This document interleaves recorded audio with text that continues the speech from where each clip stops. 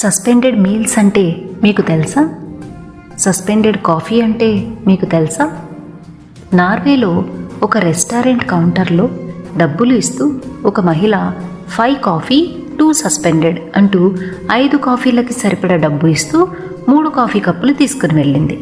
మరొకరు వచ్చి 10 coffee 5 suspended అని 10కి డబ్బు కట్టి 5 కాఫీలు పట్టుకుపోయారు.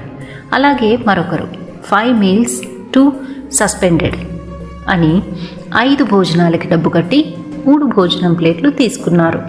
ఇదేమిటో అర్థం కాలేదా?